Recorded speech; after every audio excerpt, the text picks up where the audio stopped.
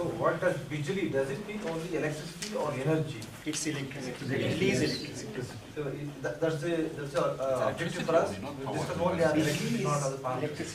First, in the invitation letter that was sent to everybody, we did mention that energy is a very vast sector.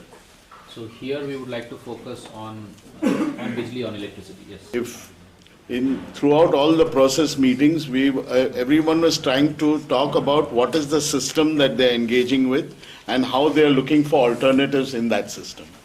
Whereas I feel that now that we're getting into thematics and like especially on this kind, when you say, okay, I'm talking of energy or not energy, but I'm talking of electricity, then I think we are going from systems understanding of it to a structural approach. A social structural approach, and where that theme or where the electricity, how it's going to impact the structure, the social structure in which it is operating. Is a slightly different thing than just saying we're an alternative to the current system. You're saying we're an alternative towards the structural transformation or towards the structural change, rather than just a system change. Once we look into electricity, whether it's generation, supply, transmission, distribution, the technological issues have to be there, but there need not be any particular focus on that. Let us look at how we can come to a structure where energy can be delivered to all sections of the society at an affordable cost and which is also environmentally sustainable. I think if we take that particular perspective, I think all those, everything else should fall into picture. I am still not able to understand the distinction which is being made between electricity and energy, and those who've done it, if they could tell us what the logic was. One of the things that we were thinking was that, for example, if there is a whole lot of energy outside of electricity, the most obvious example in the Indian context relevant would perhaps be cooking energy related things, which are very important issues, lots of things to discuss, very important trade-offs to be made perhaps, but a big issue in itself. Right. And similarly, one could talk of heating requirements, both for transportation, for heating, lots of other energy sources which are being used, and that will become, we thought will become too big for a 2 or 3 day, 1.5, 2 day kind of confluence like this. So we thought we'll restrict it to electricity because that's, as Ashish said, a vast enough topic by itself. So what you're saying is access to power. As he said, not just access, not just access. The value chain can be termed in that context. Yeah, but I mean, if you use the word only access, then most people think of it only in a narrow sense. So we are saying we can't look at it in holistic value chains. Because tangents will emerge all through the discussions. Certain tangents will emerge which we'll have to pursue. but the political, economic, ecological, social aspects relating to power, as in electrical power, Right. yes, they have to be brought into this. Because capital, international capital rules on the basis of energy. We have to recognize that, and then, I mean, Yes, but my request is that, as I said earlier, is that yes, let's take some of those things, let's state them to the extent it's important, but let's take some of these things saying that, okay, we kind of broadly have an understanding of the problems, or the problematic and the structural parts of the problem. It's only a very small part of the total energy basket in India. Roughly around 15% is actually consumed as electricity. But I think the purpose that you have stated and where from this demand for alternative is coming is basically from the struggles against large amount of destructive energy projects.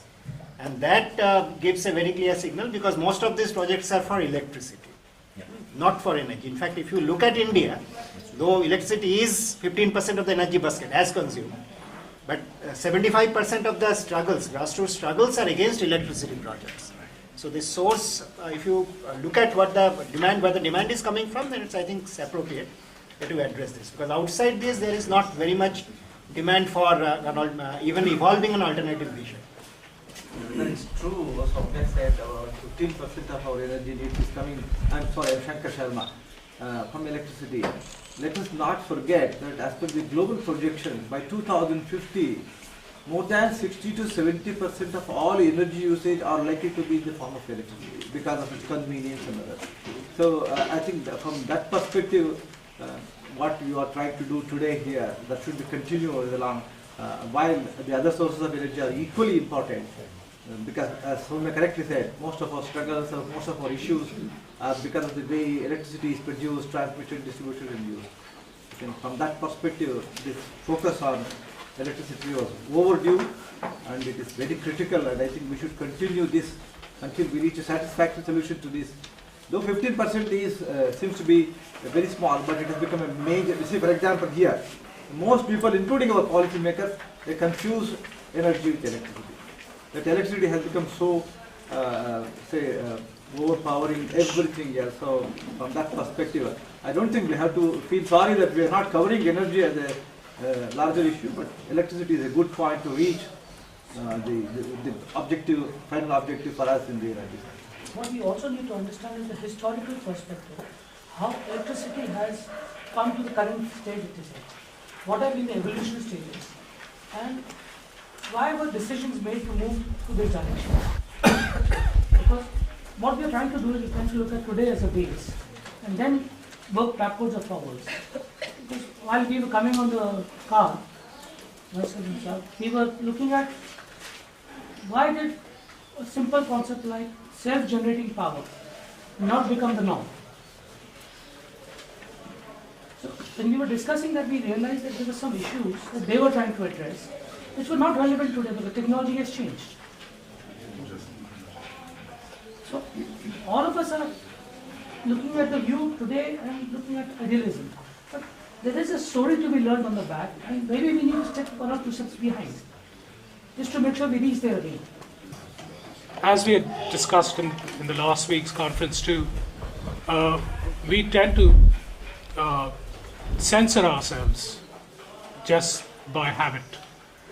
I'm not making a counterpoint to the point which was made earlier, but I think that this space is for throwing your creative imagination in the middle of the room and taking up the challenge of explaining that imagination and not censoring yourself.